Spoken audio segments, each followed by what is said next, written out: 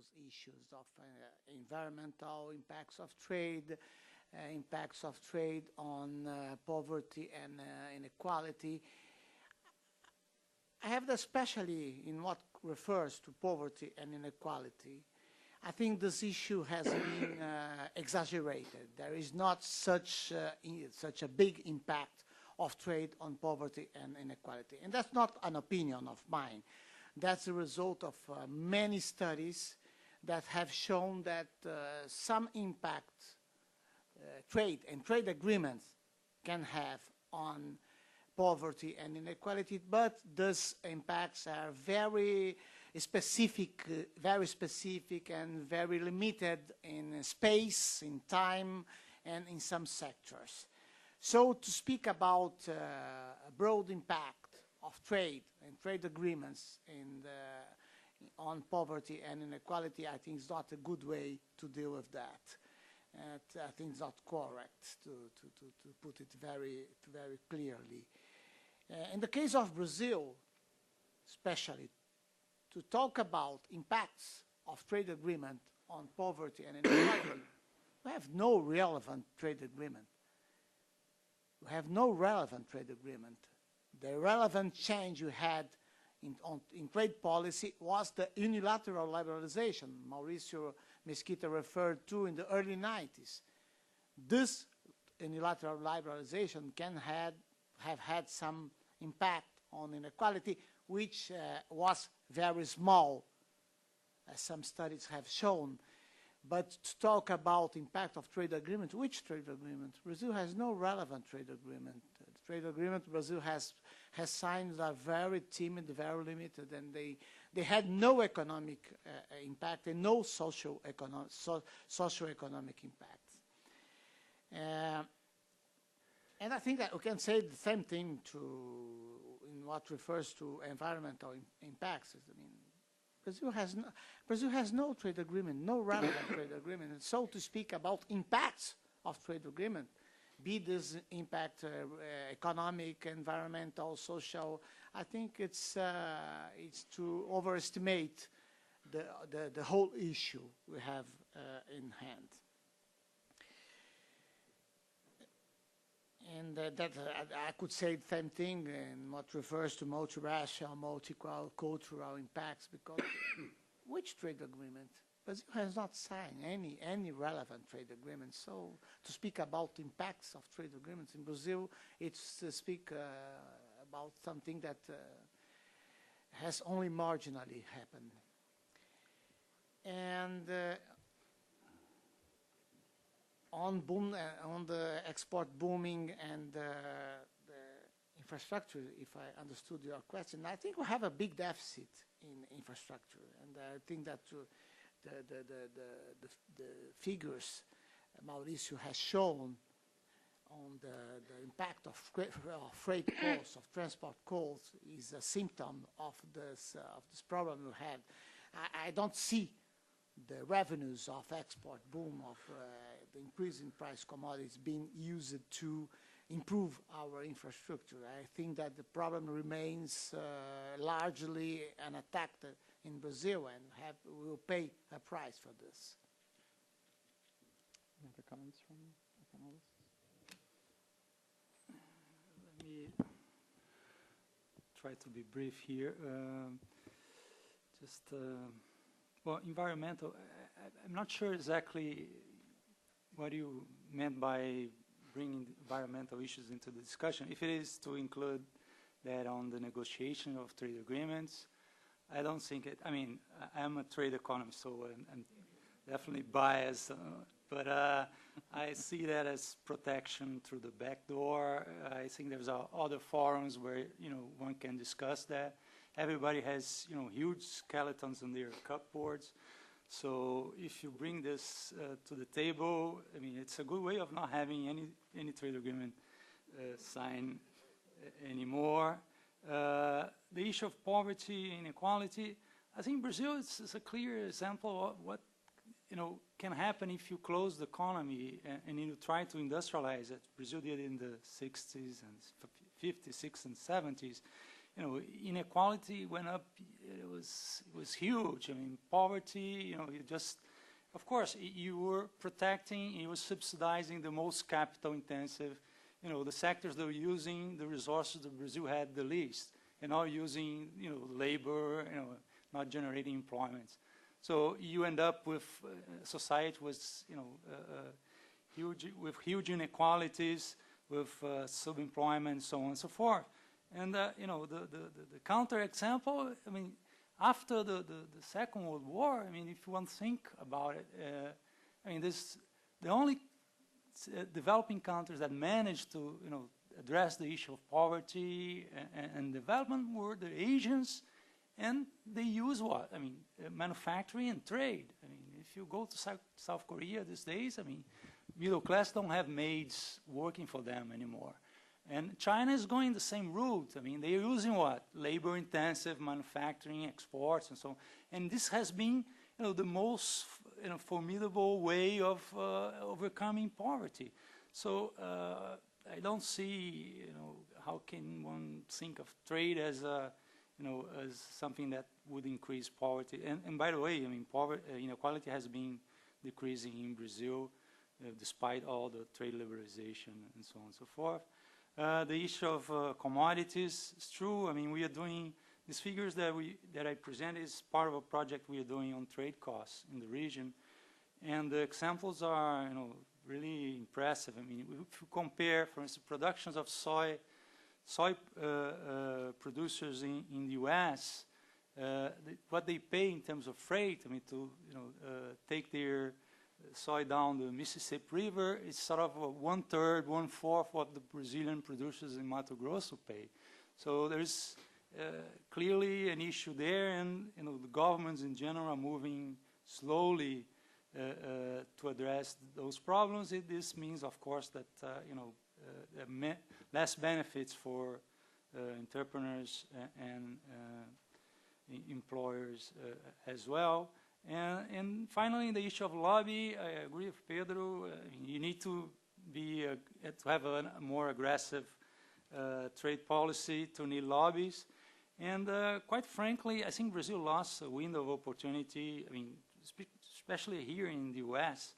I don't think that these days, the return of investment lobby would be that great, even if Brazil had a more aggressive trade policy, because of the the current environment, the American politics. So I don't see this, I mean, today as something that's really hurting Brazil. Yeah, I got a couple quick comments. Regarding the poverty issue, I think we've seen that trade is more about, in terms of how it affects the economy, more about efficiency than distributional issues. And so precisely what we saw up here with the graphs about the increases in total factor productivity in Brazil when it did some unilateral opening, this is sort of the channel we see at the aggregate level of how trade can contribute to growth and through efficiency and productivity gains. But there's also been, it's also important to remember that if you're really interested in distributional issues, that the trade is not the best policy lever to pull. It just isn't one that's going to help one way or the other with that. And there's a lot of research coming out now on the country level and cross-country level basis, really first-rate research that's beginning to show which sectors and which regions of countries are benefiting from trade and which aren't. So when you deal with the inequality issues at the micro level, what we're finding out is that indeed, with some tweaking of the traditional trade models and how we think about trade and its effect on the economy, that they hold up if you understand them below the national aggregate level, that export sectors are doing well, and if you're a poor person that happens to be working in an export sector, you'll benefit. If you're a poor person working in an import competing sector, well, the assumptions that economists like to make about labor mobility and everything are being highly questioned, and these are the areas that that need to be addressed if we're going to talk about trade and improving inequality.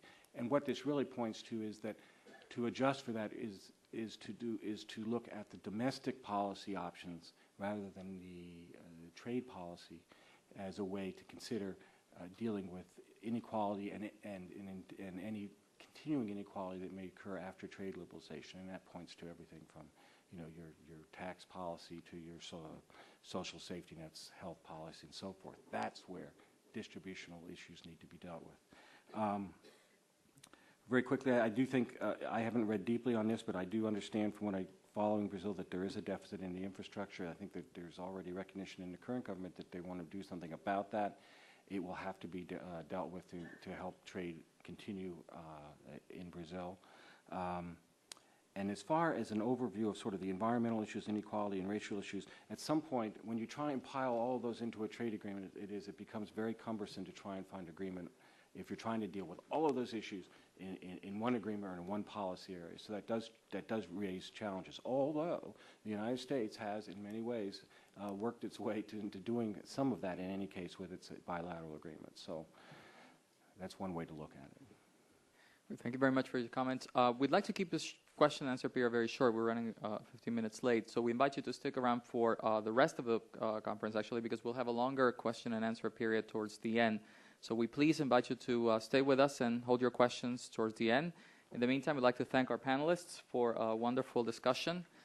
And we'll have a very short recess, after which we invite you to come back for the U.S. perspective on this. Thank you very much. Yes, 10 minutes. 10 minutes. Max. Draconian.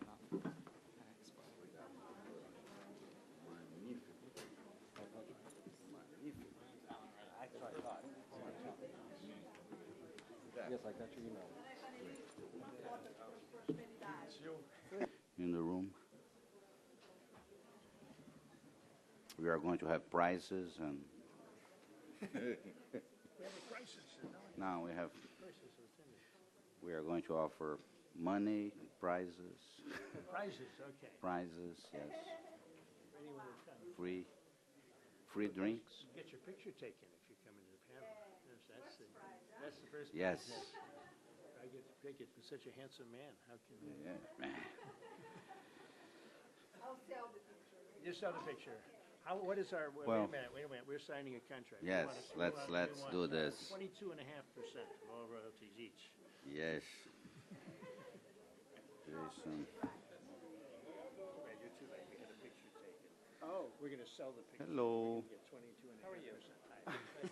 Of nothing, or what? Whatever she sells it. Oh, okay. Good. I hope so.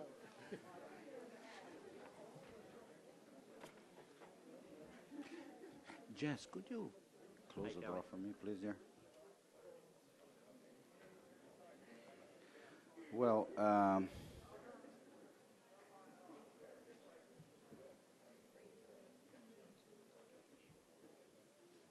welcome back. We will now move to the second part of this discussion, and we are going to focus on a subject that seems, for those who are here and follow it a little bit, quite challenging, which is the U.S. trade agenda right now. All indications seems to be that it's not going to move, or it may even move backwards. This is obviously the non-expert view. To discuss that, we have three very well-informed people here. First, Jason Kearns, Trade Counsel from the Committee of Ways and Means in the House of Representatives. As you know, the Committee of Ways and Means is the key committee for trade policy in the U.S. House of Representatives.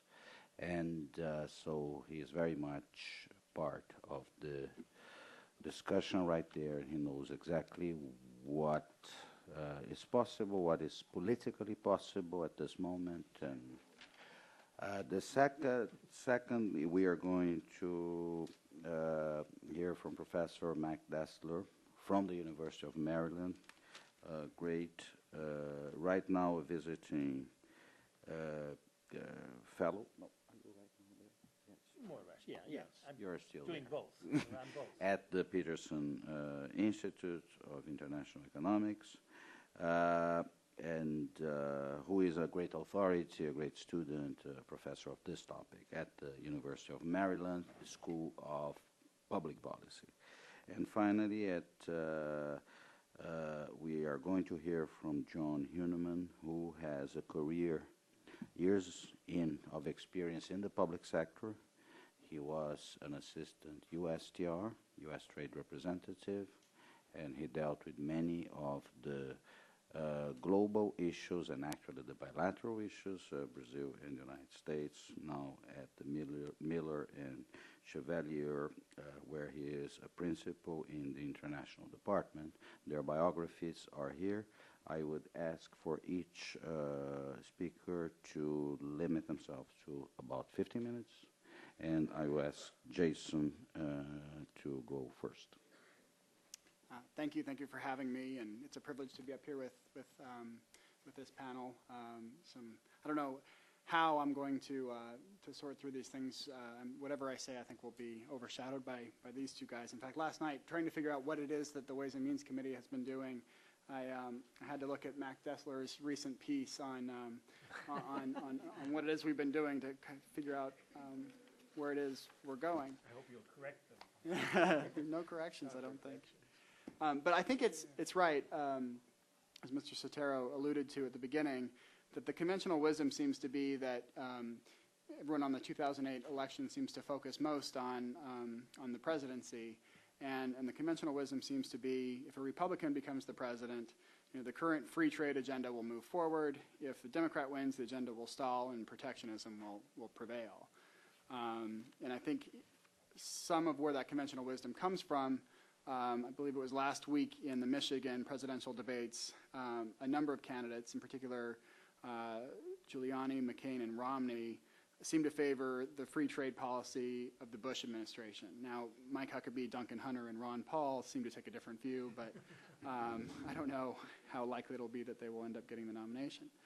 On the other hand, Hillary Clinton has called for regular reviews of our FTAs most recently, and a number of the Democratic candidates have stated opposition to the Korea FTA, at least in its present form, and have expressed some concerns with the Colombia FTA in its present form and until some of the issues with violence and impunity regarding trade unionists are resolved.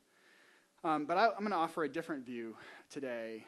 It seems to me that the trade agenda will only move forward with a president that is willing to question the assumptions and to develop a new approach. That means a new trade agenda.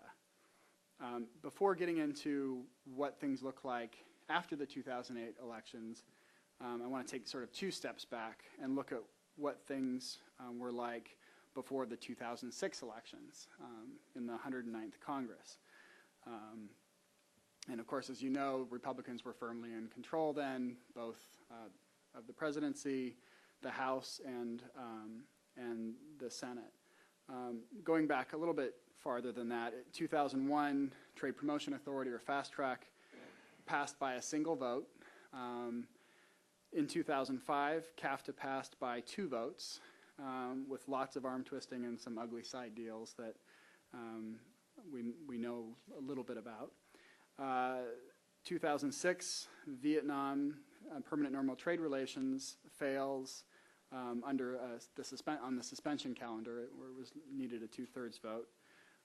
And in 2006, the Peru FTA, which was signed in December 2005, sort of languished and was going nowhere, apparently did not have enough votes for passage. Also, where we were on enforcement of existing agreements. There were very few WTO cases brought.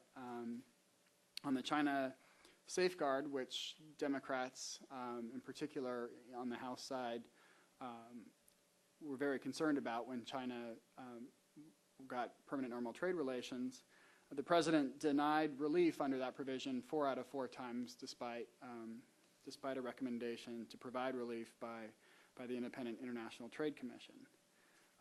Another fact is that Treasury in the last several years, despite recognizing serious concerns with China's currency practices, refused to label China a currency manipulator and sort of looked the other way when Japan intervened massively in its currency markets.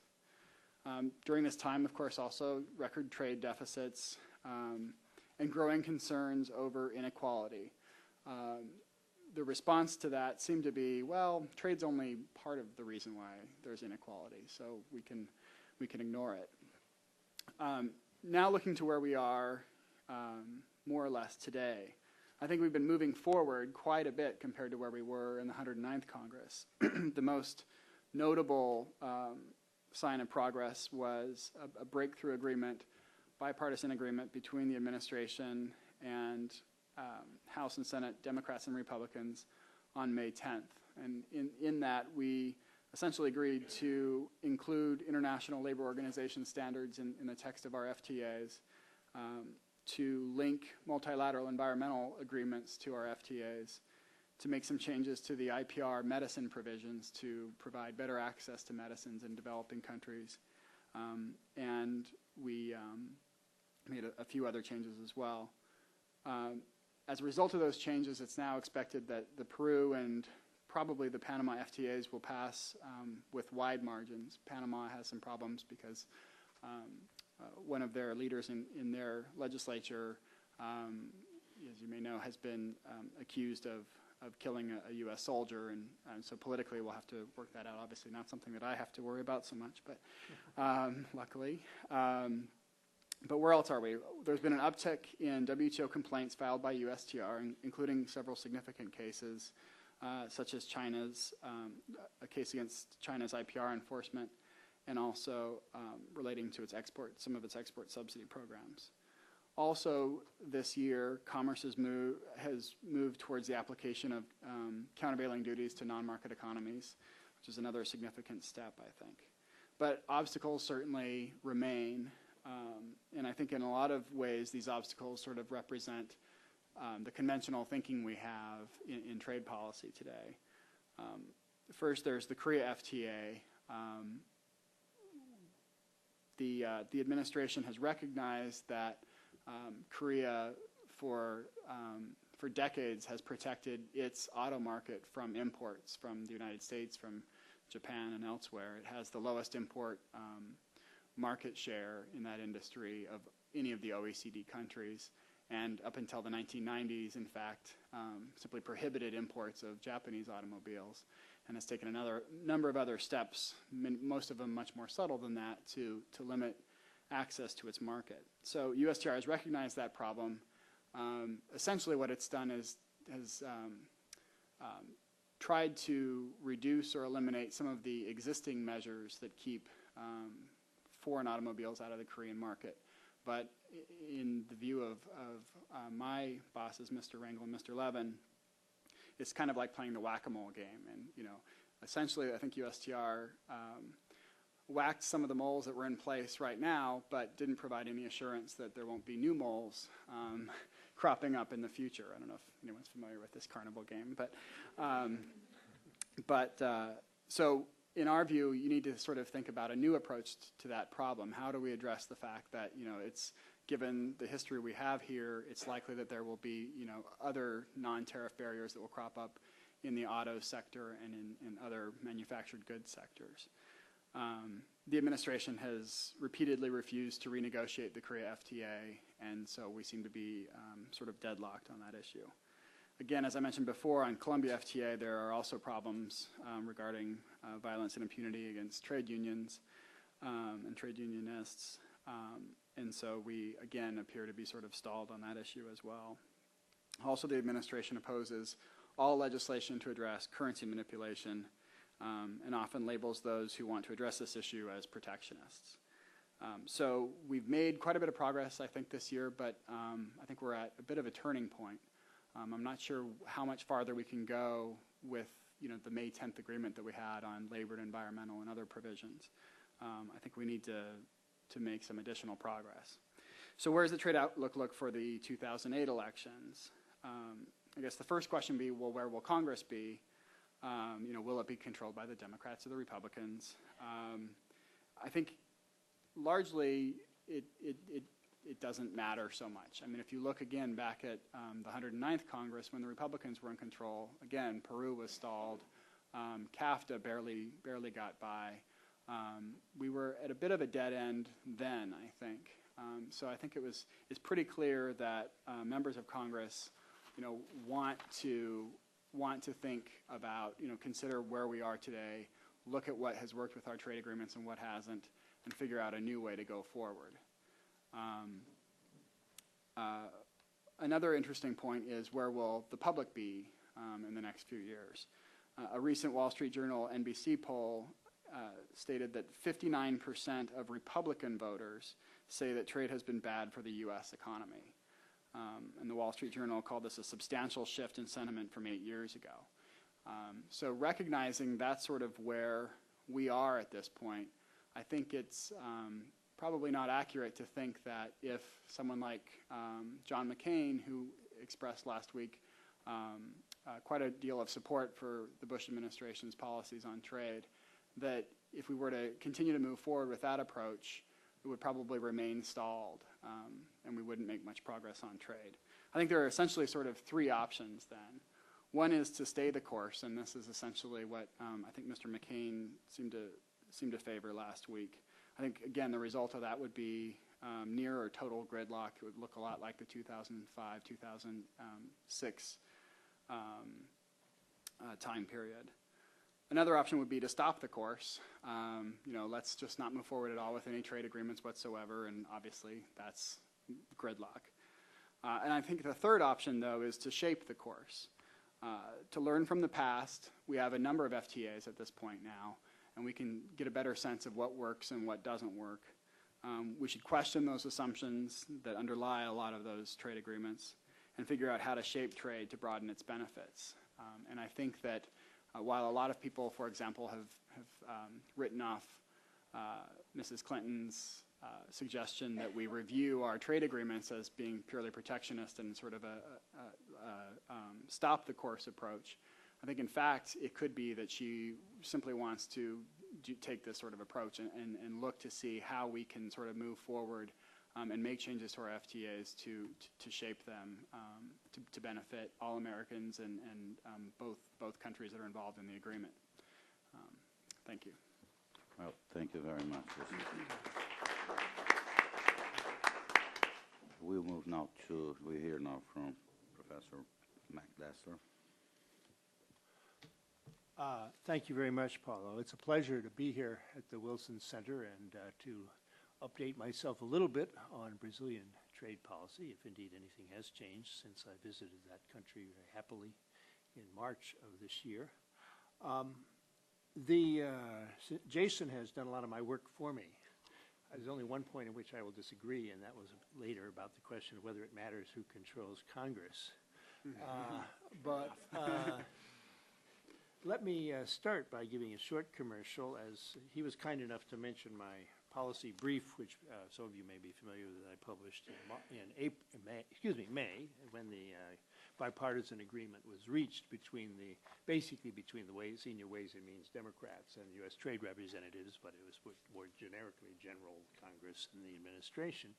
And I should announce as an advertisement, perhaps competing or friendly competing think tanks, the Inter-American Dialogue is about to Very friendly. surface a Spanish edition of this. I don't believe they're going to do a Portuguese edition, but if it's more reader friendly for some Brazilians to have a Spanish edition, there'll be one of those. We just did a translation from Spanish and Portuguese into English, so we are good at this. You're even better at languages than I am, I bet. Seriously, it is a pleasure to be here. As Jason suggested, essentially the policy brief was, I think, certainly a necessary, though perhaps not sufficient, basis for cooperation between the two branches. And it was, now we assume but it was not at all automatic that this happened. And I think it was a product both of the readiness of Chairman Rangel in particular, and also Congressman Levin, to stand up to some fairly strong flack between a lot of members of their party, particularly new elected members, and take a position which is still basically a pro-trade position, albeit one with qualifications, and very courageous on part of the administration, and Susan Schwab in particular. I should express a bias. She's a friend of mine. She's my former dean at the University of Maryland School of Public Policy. When you get old enough, you'll know somebody in the cabinet. And But I think I think sometimes it's gutsy to do a lot, to concede a lot very early. And essentially she did. The whole tactic in the negotiation was to essentially give 95% of what the Democrats wanted, and then ended up giving 3% more of it in the course of the negotiations, which was necessary, partly because the issue had been so skewed before and so tilted the other way before. But she recognized this was necessary and had to do it. Obviously disappointed in that what she would love to have is fast-track extension, or at least Doha only fast-track extension, and we've got a chicken and egg problem here because Congress doesn't want to spend the energy and business doesn't want to spend the energy on this unless there are prospects for a satisfactory accord. And the previous panel suggested one of the reasons why those prospects don't look too good. And so I think this is, in all probability, will drag on until 2009 unless something none of us expects happens vis-a-vis Doha. But there has been progress, otherwise somewhat glacial pace, again, certainly slower than USTR would want, but consistent with normal congressional behavior, I think. Peru is basically in the bank, all but the voting, everything has, both committees have endorsed it, et cetera. Panama, I guess they may have to make a leadership adjustment. This is a non-trade related leadership adjustment. I presume that will be worked out in some manner. And then we have the more serious question of Colombia and Korea. Colombia more interesting to this audience than Korea, perhaps. There is, as part of the package commitment, there is a more or less promise from the chairman and the trade subcommittee chairman and the committee chairman to travel to Colombia to see how to address the questions of impunity, murder of labor unions, and so forth. And the question now is how, will that happen in what context? Obviously, one wouldn't want to have it happen unless it could be staged and structured in a way that not only could you get something real out of it, but Democrats would line up. And I'm working on a book that has very little to do with trade policy right now, and I promised myself not to follow things day by day. I have no idea whether, in fact, anything serious has been done to pave the way, except that the Colombian government, I think, has been showing some both frustration about this, but also some readiness to deal. And so that question will arise.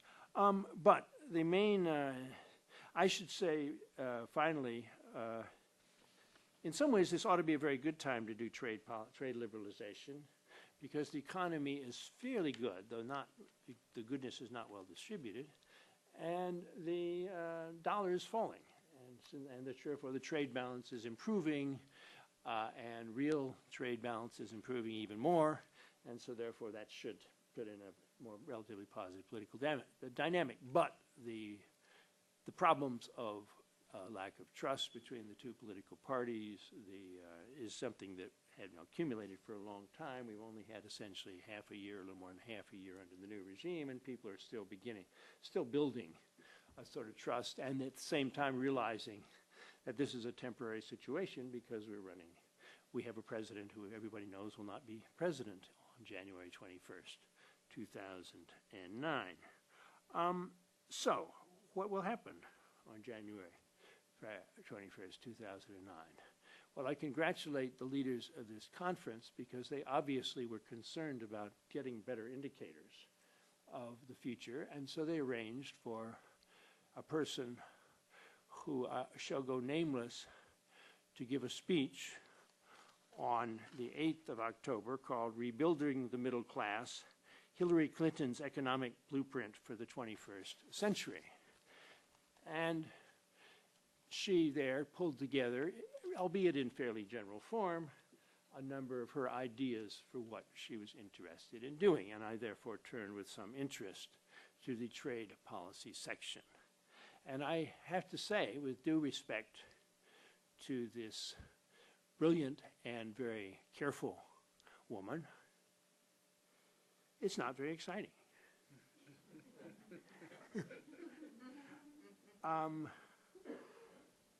We're going to have trade policies that actually work for American workers, that deliver benefits for all Americans rather than just the people at the top.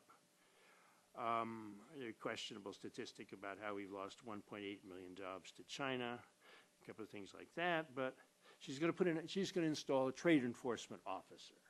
in USTR. Terrible idea? Protectionist? This is not to enforce barriers in the United States, but to enforce opening of barriers in other countries. She correctly states that this administration has submitted only over its time, on average of only a fraction of the cases that were submitted during the Clinton administration, unfair trade barriers, which I thought at the time was a politically risky business for the administration, probably substantively wrong as well. In any case, they have been picking up the pace lately, particularly vis-a-vis China, as Jason suggested. Nevertheless, this seems to me as something that, frankly, I would be shocked to find a presidential candidate of either political party who hadn't called for something like this during a presidential campaign any time in the last 40 or 50 years. She called for the more famous or infamous proposal, a 5-year review of all free trade agreements.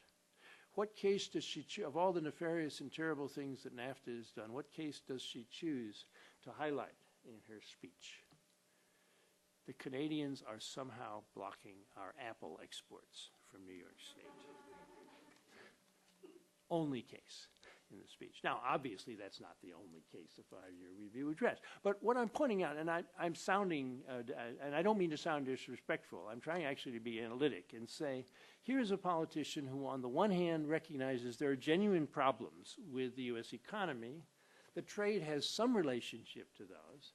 The trade is blamed for a lot more than it actually is legitimately causing, and that she has to respond to this, but that she does not wish to, and therefore she is picking up, I think, the sort of some of the standard toughness boilerplate that have been, customary for decades and have been ways that members of Congress, as well as presidents, have built support or maintained support for trade liberalization. And so, and I think in terms of at least what's said in this particular speech, there's very little here that would not be consistent, or that even this, I hate to say this, Senator Clinton, but George W. Bush might not say, in terms of wanting to defend American interests and so forth. Well, the other thing she does emphasize, which I think is very important, is doing more for displaced workers. And she actually could say even more than she does say about that, but she does talk about doubling the training budget, about extending the benefits to, and Democrats are actually working on this to Congress right now. So, what does this mean? So, if she is the most probable single individual to become our next president.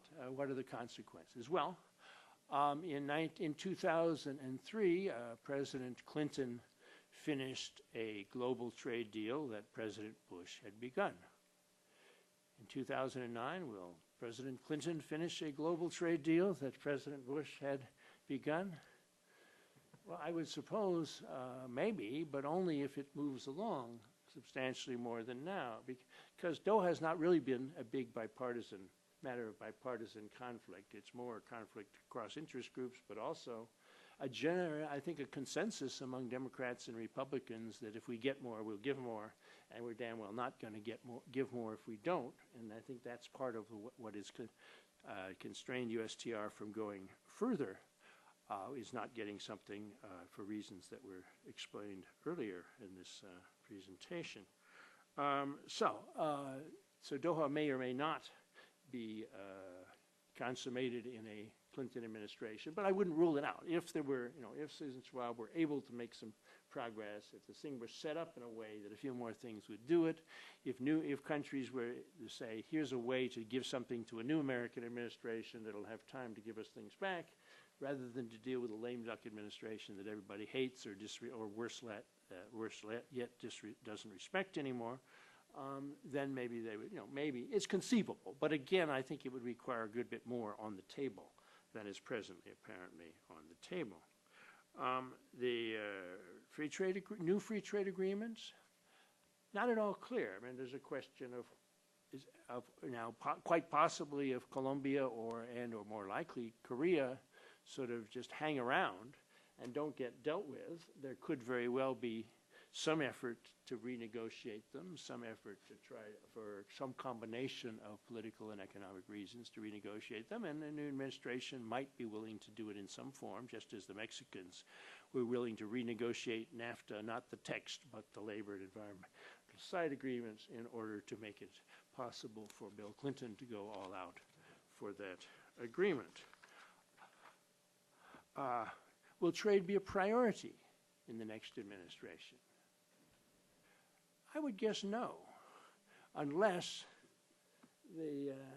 unless you have Doha close to conclusion, unless there's some international development that brings it to the fore, unless the international circumstances are such that this is forced on the U.S. president. My guess is that the health care, a range of other coping with Iraq, where we will still have troops, all sorts of issues will take priority over trade.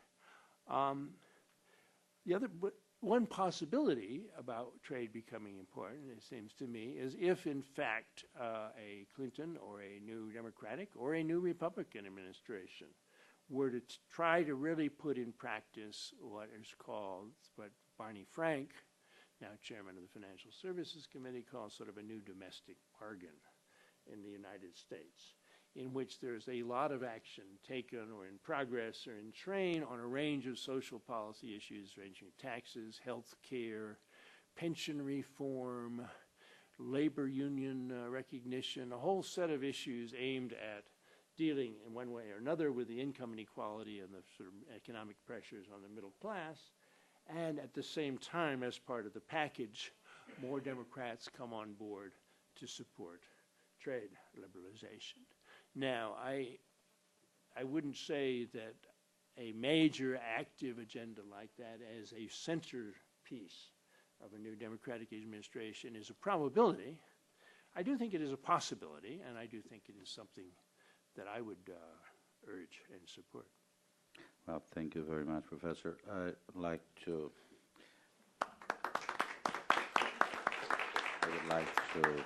ask John now. You know, Professor Destler obviously mentioned the probability of Senator Clinton becoming the president. Now, there is even, I think we can assume that the Democrats are probably going to have even larger representation in the next U.S. Congress. It seems to be fairly. Oh, can I say one quick second? Yeah, I think that's likely, and I actually think it's, given the alternative, it's probably good for trade policy. I think if the Democrats lost control of the Congress, the likelihood of and didn't have responsibility for the policy, I think the likelihood of overwhelming number of Democrats being in opposition would be very high. I like that approach, yeah. But I would like to ask. So electors or else. I'd like to ask John, because a very experienced person has dealt with this in different times from the government perspective, now in the private sector, and obviously has to advise a lot of clients that have important stakes in the U.S. market. John, how does it look from your very experienced perspective? Well, thank you, Paul. First of all, it's a pleasure to be here, and I always enjoy talking about U.S.-Brazil issues, and I'll backdrop that by talking a little bit about my perspective on how I see the U.S. side first initially, and then thinking more specifically about what I think it means for U.S.-Brazil trade relations. And I feel in a pretty good position to do that because I've spent so much time, particularly when I was in the government, focused on U.S.-Brazil issues over many different years. But I don't, in some ways, I'm trying to take a step back further than both Jason and the professor are taking, and be a little bit more analytical on this in a sense. I think, you know, when you ask the question, what's going to preoccupy trade policymakers in 08 and 09, first of all, there's what I call the grind. And what I mean by the grind is, you've got these pending FTAs. We're going to have to figure out how to deal with them one way or the other, or not deal with them. We're going to be preoccupied with China. That's clear. We're going to be occupied with what I call the kind of China genre issues, which are issues like IP protection, consumer safety issues, product safety issues, SPS issues, market access issues. That relate to SPS and other issues like that. I think we're going to be preoccupied with TAA. I think that's something that the Democratic Congress, and quite frankly, a significant chunk of the Republican membership will find interest in and have found interest in over the years. The question is it going to go significantly beyond where it's gone before? And we always run into budget issues and other issues that seem to restrain going really significantly beyond much where we are. There is the ever-present question of focusing on enforcement of existing trade agreements. I can tell you this is an old issue. This is not a new issue. When I was at USTR in the mid-1980s, the big focus was on enforcement. This was a new issue. And it's been a new issue every administration, and it will be in every subsequent administration. So it's not new. The question is, what kind of a bent does it take? And that's where you can either get into trouble or you cannot get into trouble. But we should expect that to be kind of a focus. I think another preoccupation is the inequity that a lot of the agriculture commodity groups in the United States that tend to drive a big chunk of U.S. preoccupation in Doha, the inequity as they perceive it in the global market access equation. And the degree to which they continue to drive that line, which Paulo and others referred to earlier, is going to be a big factor in the degree to which the United States is going to be able to find the means to advance the Doha agenda in a meaningful way. And this is that crux is going to continue to frustrate the manufacturing community and the services community to some degree because they can't get to their agenda. And quite understandably, they're frustrated. So I think that's kind of some of the grind, and that will continue for the next year or two until the next administration kind of begins to get its bearings.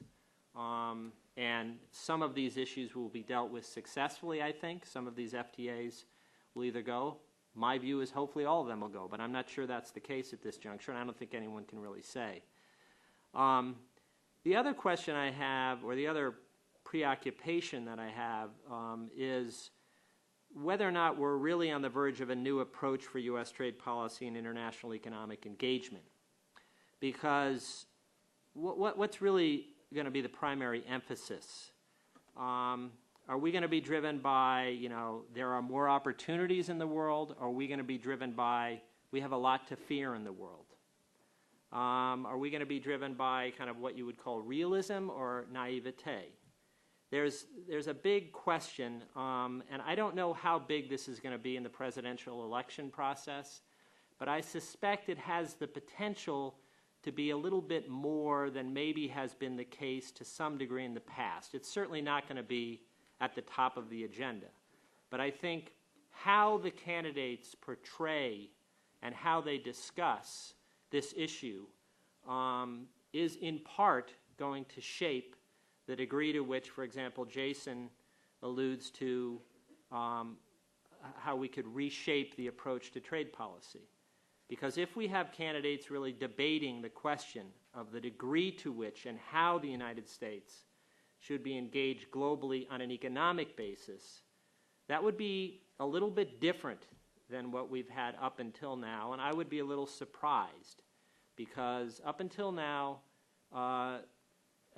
as was alluded to earlier, we really haven't had a lot of serious thought go into that very important question, which really deserves some serious thought. So if you look at specific trade agreements and policy and whether or not they've been election issues in a presidential election, not a lot of history in that regard, at least recently. You had the infamous debate about the NAFTA to some degree, but that was kind of a blip on the screen. And in terms of overall voter considerations, it hasn't been a big issue, and I suspect that'll be the case when you're talking about specific trade agreement issues. They're too arcane. The American public, it just can't grasp, whether or not there's an SPS provision that's correct in, the latest FTA. That's just not their focus. So, again, there's the broader question of how the voter feels about the implications of ever greater global economic integration. and the U.S. integration into that global integration. And I think that's a very important backdrop, and I think that's something that is a factor and will be a factor in how candidates couch their approach to the voters. But as I said, I don't think we've had a lot of thoughtful, engaged discussion on that, and I think that's unfortunate. And I remember having discussions when I was in USTR about trying to get numerous administrations to get more engaged, and never really worked, but anyway.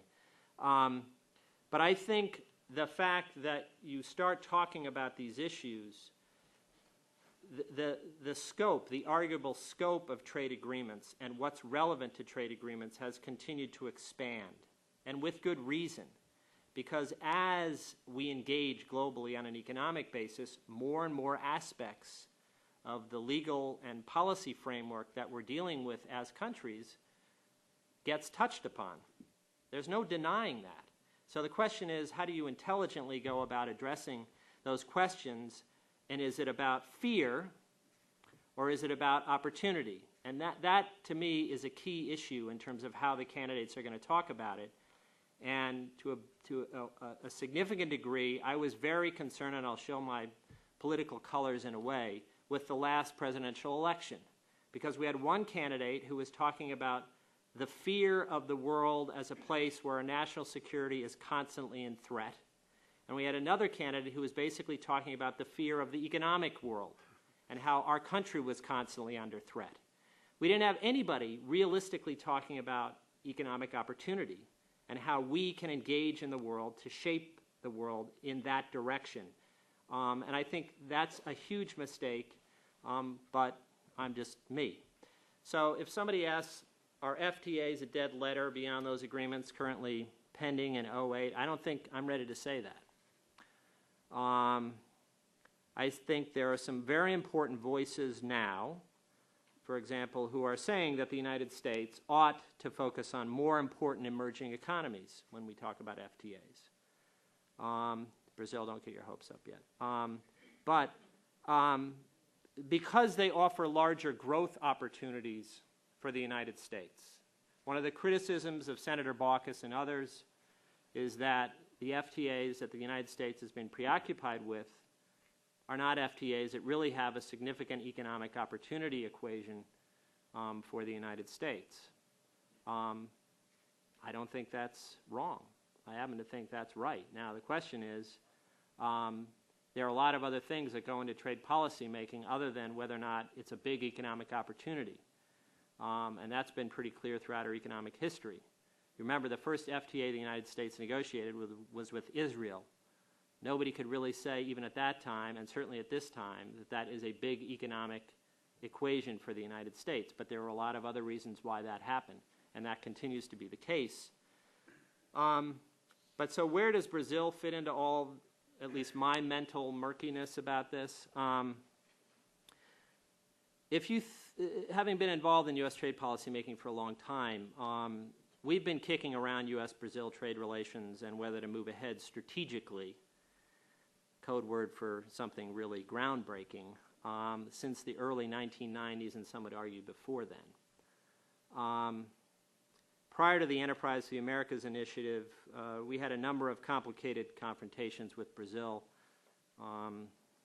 which some of us actually, Jason and I were talking about a little bit beforehand, involving informatics, and Paulo used to call me when he had his old job, and we would talk about, what's going to happen in the informatics case, et cetera, or the law of similars, or various IP issues. There was a lot of confrontation, very serious confrontation that was usually driven by then what was, and this is why I say this enforcement question is important, how the United States believed its trade agreements or trade rights should be enforced. So in the mid-1980s, we went hog wild with Section 301. And Brazil was the subject of many Section 301 cases. So we went through that period. We lived through that period. And throughout that period, the trade kept growing. Then we got to the Enterprise for the Americas initiative, and there was nirvana. all of us in the hemisphere were looking at things in a similar way, and we all thought that the idea of free trade in the Americas was something that was really achievable. And with respect to Brazil, I think we ducked. We basically negotiated, and I was involved in this, the first trade and investment framework agreement with the so-called Mercosur, of which Brazil was central, as it still is. And we started a bilateral or a what in effect is a plurilateral discussion. It never really developed. Then we moved on to the Summit of the Americas process in the Clinton administration. And we again kicked around, what should we do with Brazil? What should we really do with Brazil? And again, I think we ducked. And we didn't address the hard questions, and we talked about a free trade area of the Americas because we couldn't really come to grips with the notion of pursuing, the economic major issue, which would have been a U.S.-Brazil agreement. And there were many ways that we kicked around on how to get that process started. But we ended up with the FTAA, and there are lots of good reasons why we ended up with the FTAA.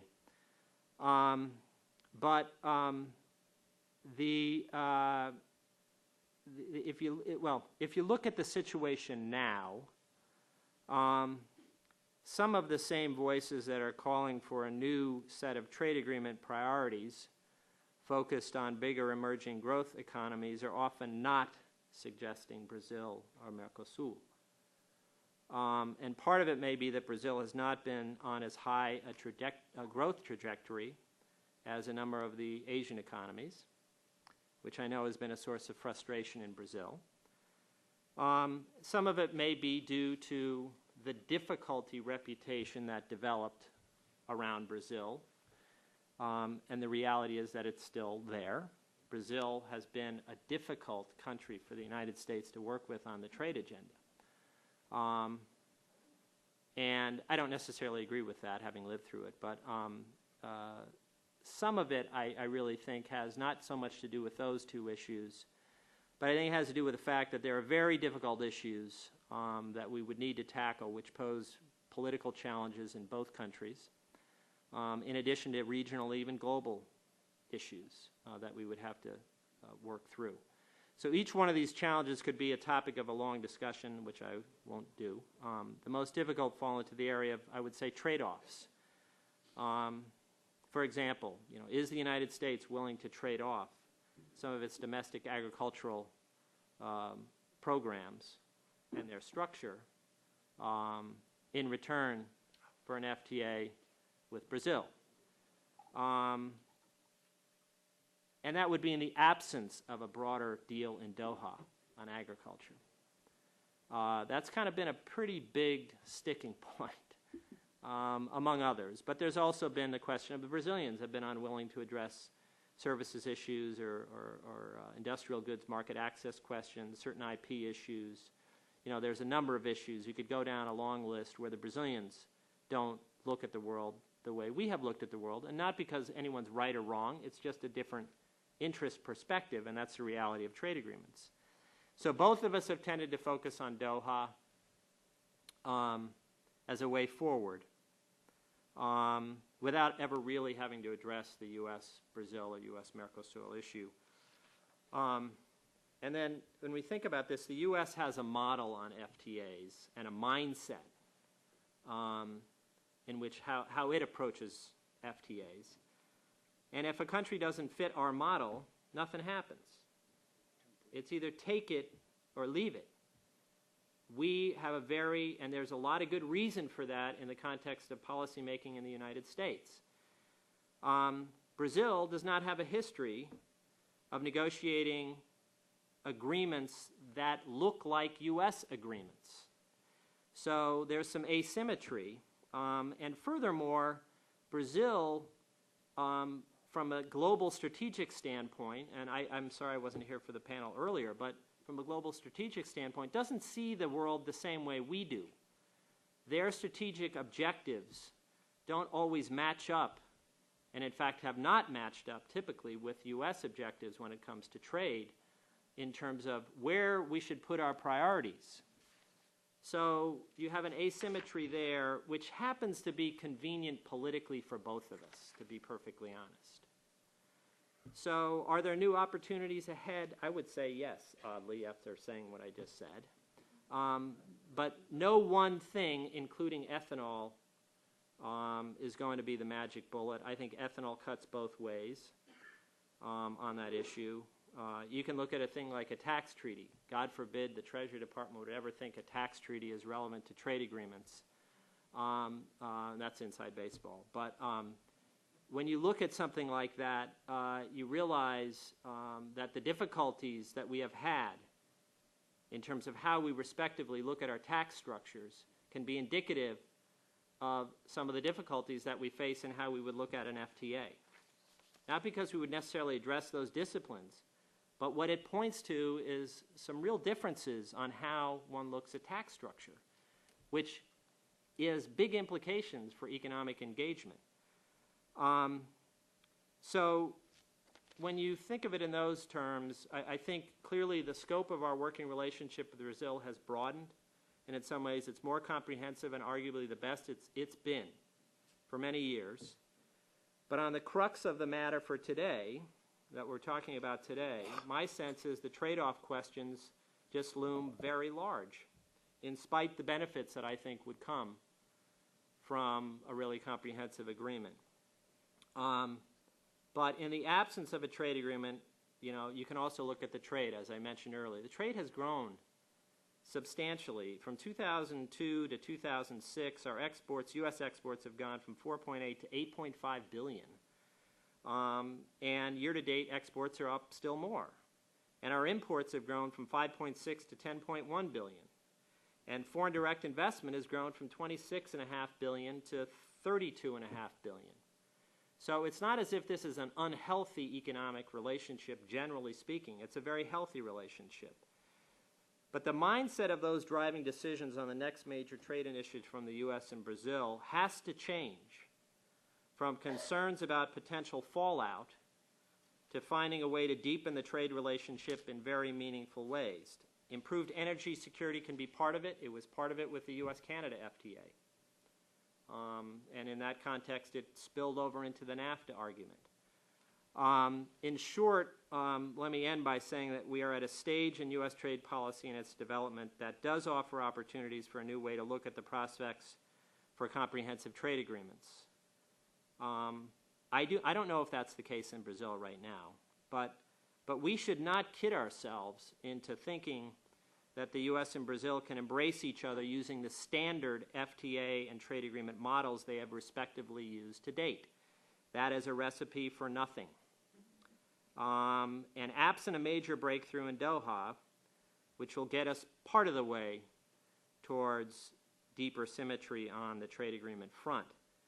So if Brazil and the U.S. can genuinely define themselves as strategic partners and stronger together in pursuing a world of opportunities and a region filled with more hope, and also in protecting themselves from the threats that exist, and both believing those threats are truly dangerous, because I think there's a difference of opinion there, then the odds of a breakthrough grow.